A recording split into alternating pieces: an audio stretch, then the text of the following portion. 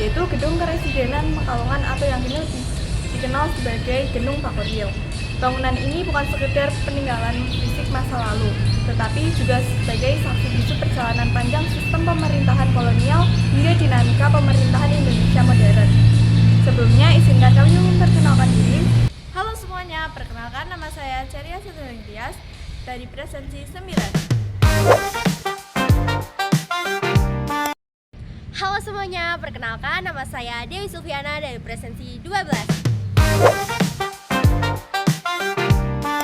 Halo semuanya, perkenalkan nama saya Kenia Putri dari absen 22.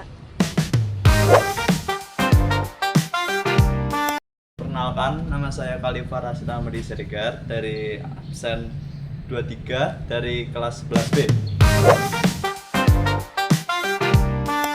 Perkenalkan, nama saya Muhammad Rizky Ramadan, absensi 27 dari 11B. Halo semuanya, perkenalkan nama saya Nindya Neva Karisa, nomor presensi 30.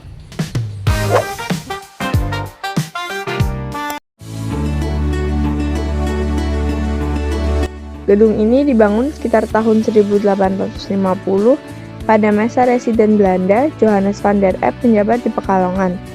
Pembangunannya memakan waktu sekitar 3 tahun dan menjadi pusat administrasi pemerintahan kolonial di wilayah yang saat itu dikenal sebagai Residensi Pekalongan.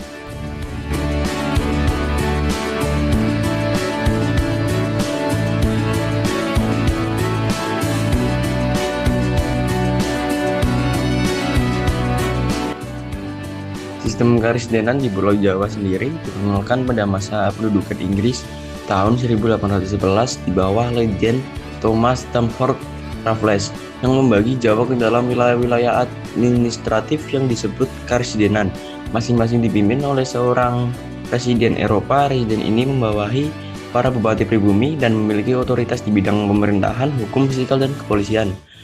Karesidenan Pekalongan pada waktu itu mencakup wilayah yang sangat luas, mulai dari Kabupaten dan Kota Pekalongan, Batang, Pemalang, Brebes, Tegal, hingga Kota Tegal.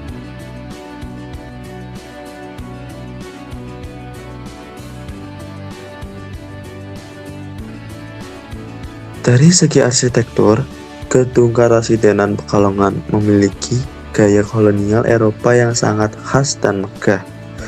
Bangunannya berdinding tebal bercat putih dengan langit-langit tinggi, berada luas, serta pilar-pilar besar yang menjulang di sisinya. Desain seperti ini bukan hanya mencerminkan kekuasaan kolonial, tetapi juga dirancang untuk beradaptasi dengan iklim tropis agar ruangan tetap sejuk dan nyaman. Gedung ini berdiri di atas lahan seluas lebih dari 5.000 meter persegi, dikelilingi halaman hijau yang asri. Awalnya, bangunan ini berfungsi sebagai rumah dinas resmi sekaligus kantor residen yang menjadi pusat pengambilan keputusan penting pada masa kolonial. Di sini, berbagai kebijakan ekonomi, pandangan, dan administrasi daerah ditentukan. Setelah kemerdekaan Indonesia, sistem karesidenan perlahan dihapuskan. Pada tahun 1950-an digantikan oleh pembagian wilayah berdasarkan kabupaten dan kota. Namun, gedung ini terus digunakan dan mengalami beberapa kali alih fungsi. Di antaranya sebagai yang pertama yaitu Kantor Badan Koordinasi Wilayah atau Bakorwil 3 Jawa Tengah. Yang kedua yaitu sebagai Kantor Badan Penyelenggara Pendidikan Menengah.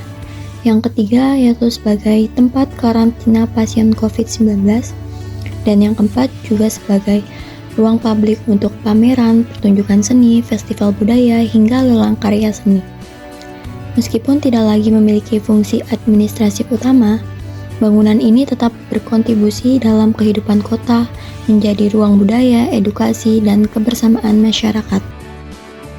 Gedung Karesidenan Pekalongan bukan hanya simbol kekuasaan masa lalu, tetapi juga bagian penting dari identitas dan memori kolektif masyarakat Pekalongan. Keberadaannya mengingatkan kita akan perjalanan panjang kota Pekalongan dari masa kolonial, perjuangan kemerdekaan, hingga kini. Pemeliharaan gedung yang terus dilakukan menunjukkan bahwa masyarakat Pekalongan memiliki kesadaran sejarah dan komitmen untuk melestarikan warisan budaya mereka.